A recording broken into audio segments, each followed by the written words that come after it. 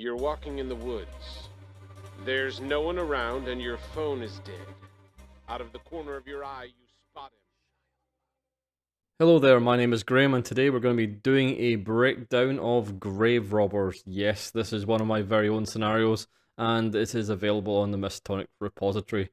With that, I'm going to try to give you some insights into the scenario and some advice on running it.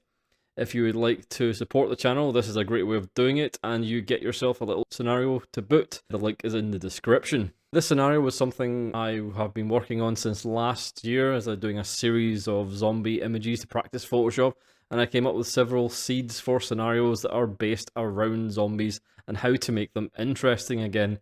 And one of those ideas was, what if zombies robbed a bank? This is what that ended up looking like.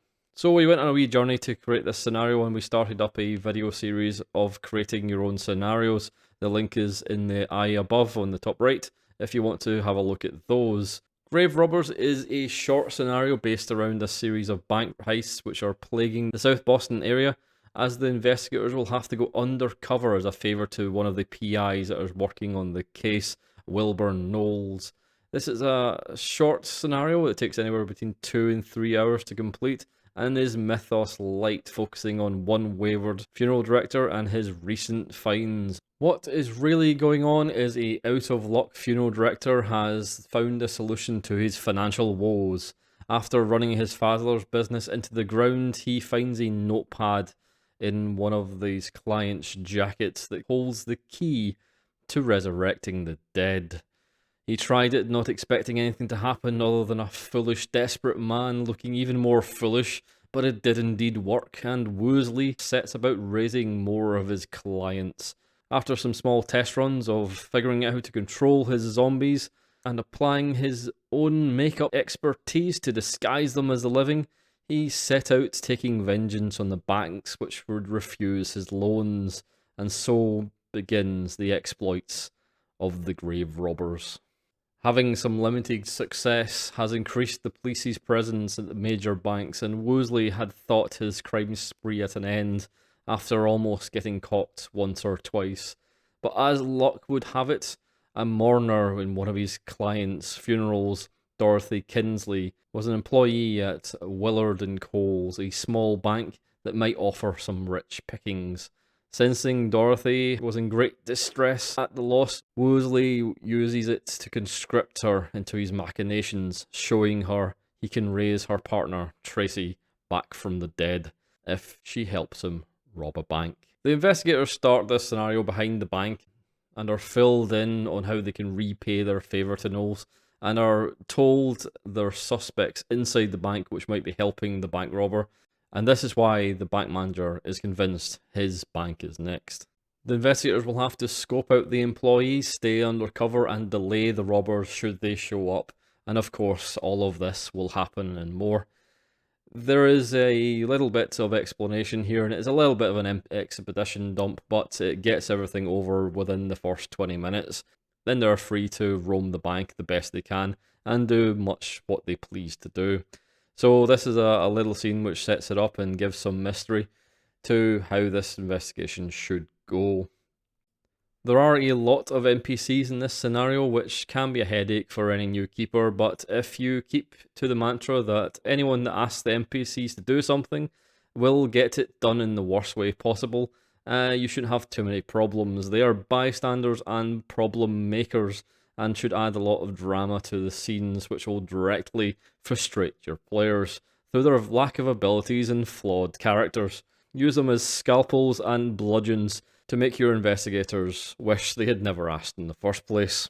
To begin this theme, while explaining he is covering the streets, Knowles, the PI, will fall asleep mid-sentence due to his narcolepsy. This is to clue them in of how the scenario is going to play out, as he'll be no help at all.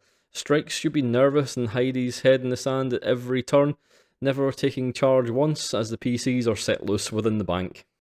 There are some clues to be gained here at the start. If anyone accompanies Strikes to the car, knowing he has narcolepsy and likely to fall asleep, they should be able to uncover a few clues about Matilda, one of the tellers, asking about the security guards, Stanley Munt's work schedule. Him being over 80 and less than useful against any bank robbers makes him the perfect guard to be on duty while it goes down.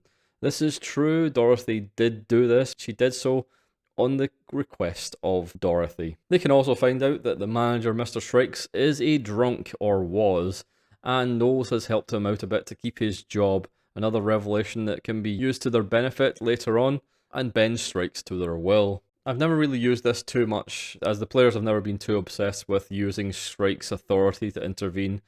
I'd have him, however, start off drinking if the stress levels gets too much, as he hides upstairs and becomes very ineffective of his job, and even perhaps jump him out a window should it get bad enough, knowing that he's going to be losing his job anytime soon if this bank gets robbed. Once they get into the bank, you can introduce them to all the staff and let them probe for potential insiders, starting with the guard Stanley Munt, a veteran of the Civil and Great War. He is sure to be facing the sack, or so he thinks, as these newcomers start probing and questioning and wanting trained up. Begrudgingly he does it, but he'll do so with a petty belligerence. He's mostly in there to cause some more problems. Being old, deaf, and suffering PTSD from both wars, he is a loose cannon with a handgun, and should be used appropriately. Next up is the two tellers, Dorothy, the insider, and Matilda. Both these should be suspicious of these newcomers and have to train up on the fly in how to use the bank to its full potential. They'll be showing the players the ropes, and there's a lot of wiggle room of how this will go down. Make sure you're not allowing psychology rolls to be truth serum. The players can get only so much out of these two, just to make it a little bit more fun. If you allow the psychology roll just to be that truth serum, then they'll find Dorothy very fast indeed. I'd be careful about how this one goes down, and should play them as hot and cold and playing off each other in a sort of nice dynamic between one being overly friendly, Dorothy, and Matilda being cold and quite standoffish with these newcomers, being trained up and shown how the bank works with a simple intelligence roll to remember what they're being shown, and then it's straight onto the tills with one of them. And if you have a third player, they will be a bank manager or a trainee bank manager, and will have to deal with anyone who's opening new accounts and that sort of thing. So, I'd say there's a lot of sort of improv and RP that can happen here, and you're left mostly to your own devices until you have to open up for the customers to come in. Once everyone's happy with the roles and they know what they're doing, Mr. Strikes, the bank manager, will open up, or the trainee bank manager if there is one, and in comes the first 3 of 6 customers in this scenario. The first being Wolseley himself. He is here under the pretext of opening an account and wants to view the vault and have a look around, make sure the place is secure. There's been a spate of bank robberies, don't you know? So this is the trainee manager's job, to take him around and make sure he feels safe with his money here. You can show some of the relationship between Dorothy and Wolseley here. At the very least, it should be reasonably obvious that they know each other, and Dorothy should start to panic or become quiet as she knows the robbery is on. Giving away too much at this point will kill the tension, so be subtle and only hint at what might actually be happening. Playing it off as an old friend or some old love that she's not seen in a long time. This is a lie. They might know it's a lie, but they might not be able to get to the truth underneath. Play it for laughs, play it for tragedy.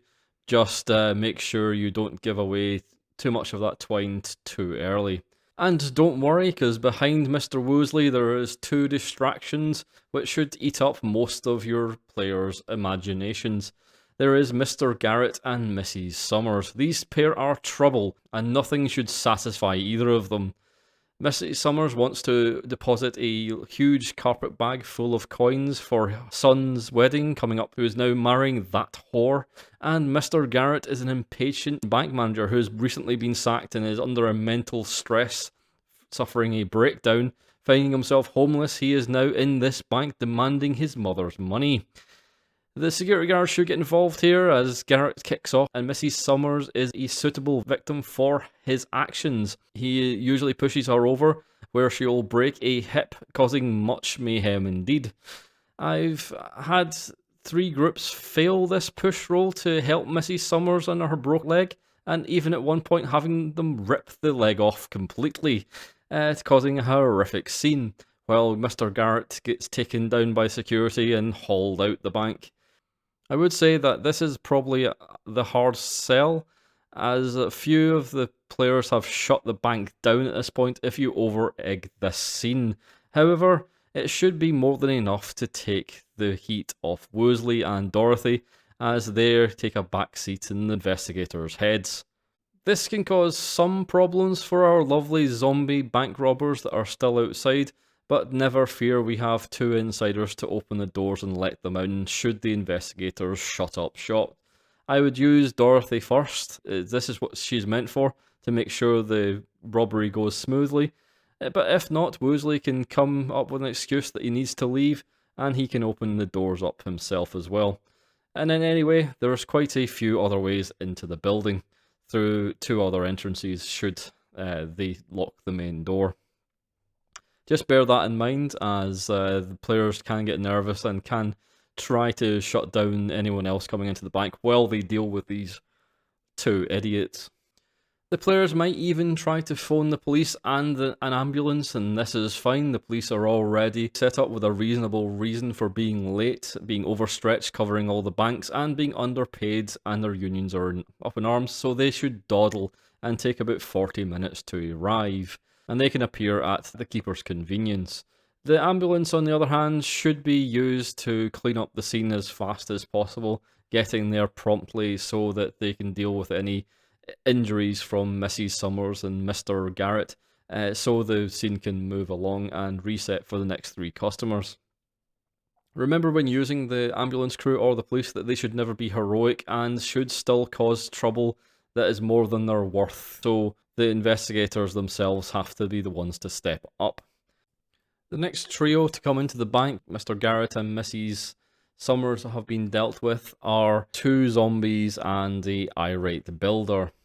If the zombies are left in the rain too long, getting locked outside, I would have their makeup start running and their pasty dead skin underneath being a bit easier to spot. Most of Woosley's work with the makeup being destroyed, but get them inside and use Dorothy and Woosley if they are barred entry to solve that problem as before. The zombies should be stoic and not react to any questionings or conversations that the investigators actually involve them in. They will follow simple instructions given by Woosley, like handing over the bag and note. This is where things get interesting, as the investigators try to figure out what is going on. With them not reacting, you will get some stark responses from the actual investigators, from confusion to outright annoyance. Seeing Tracy, Dorothy will start acting strangely as well, and will protect her at all costs, causing more complications should everything start to kick off, and it absolutely should kick off. Seeing her partner back from the dead, she is terrified and overwhelmed, and won't think twice to helping Woosley now, unless confronted and confesses about Woosley's offer. The zombies are also on a hair trigger. The spell that controls them is easily broken should they be interfered with in any ways, meaning they'll start to act violently, lashing out at everyone and anyone, becoming feral. This will most likely happen when the players try to jump Tracy, and I would use the NPCs to create more drama should the players be unwilling to act and fill the bag with the cash, allowing the zombies to leave in a timely manner. This will lead to the car chase should they follow them, but it is a little underwhelming, so I would have Stanley intervene and get bitten, which is far more fun, and then the game is on. The second in line is another zombie, which is a little schoolboy who has a special surprise should the first zombie become unusable or stuck in some sort of massive brawl, which is the usual case. Woosley has sewn one of his father's grenades into the lining of the boy's jacket and has tied the string around the pin and the boy's finger, so he simply has to pull his hand out the pocket and the whole thing explodes. Having the boy calmly approach the desks and one of the investigators and hand them the second note, while Tracy is in full swing, will escalate the situation even more. And this is where things get really interesting, as having someone threaten you with a grenade is no small matter. At this point, the players will either hand over the cash or they will basically beat the zombies down. Remember, if the massive bag of Mrs. Summers coins are given to the boy or anywhere near the grenade explosion, that should be a mass ton of shrapnel which gets thrown around the room, causing huge amounts of damage to pretty much everything. Woosley and the zombies will try and leave unless they're stopped, and Woosley will even take a hostage if he's exposed. Dorothy is a possible good candidate for this, as it really is her story as well as his, and they will make a break for the hearse, which is hidden down the alley outside. The investigators will for sure have phoned the police at this point, I hope. If not, have a bystander do it. There should be access to a phone in the offices upstairs or outside in the street. Having the sirens wailing as Woosley leaves gives the investigators an option to stay and face the music or give chase to the hearse. The option is theirs. Sleeping across the road on his stakeout this whole time in a car is Noel, so this gives the investigators a perfect opportunity should they wish to chase Woosley. I know not a lot of people like the chase rules, and that is absolutely perfectly fine. You can just throw in a few drive rolls to keep up and keep Woosley in sight as he moves through the traffic, and a few stealth rolls or spot hiddens from Woosley to make sure that they go unnoticed. If Woosley notices them, he can throw out a few zombies from the back of the hearse while it's moving, and these can be run over by the players and climb up from the axles, clawing their way up the car and starting to beat on the windows in a fairly action-packed little scene if you want to go down that way. But they should know exactly where he's going from the markings on the funeral car, and they should be able to catch up with him at his funeral home. They can also find out this information from the forms he filled in at the desk, not being the cleverest of sorts. That is a reasonable way to do it. Just ask the telephone operator where it is, and off you go. If the investigators choose to stay at the bank instead, they should have to talk down the terrified police as they go into the bank, guns drawn, expecting the worst. I would make them do a group luck roll here to avoid getting shot, but I would also have Stanley, if he's still alive and kicking, taking on a key role here, having flashbacks to the war. He serves as a catalyst, opening up on the police as the police fire back, creating a sort of crossfire that you can trap the players in. This can be a tense scene as they're talking down Stanley, bringing the scenario to a close. This has happened a few times if Woosley gets caught at the bank. As he stands off with a hostage, this should be the main focus, with Stanley as a hurdle to overcome. Woosley should release as many zombies as possible as the police show up, just to try and overwhelm them and maximise the chaos and hopefully get away, becoming ever more desperate, whiny and pathetic as he sees his house of cards cave in. No options left, he might even choose to end it there, in a mighty climax as the investigators close in around him. Following Woosley back to the funeral home will offer up the most information as they learn about what happened to his father and the hobo as well. Barring an open confession from Dorothy, this is probably the better ending, which will give more information about what the fuck is going on. Here again, Woosley should be played as the world is against him, as the conniving, snivelling asshole he is, that can do no wrong and everything is against him, no matter what.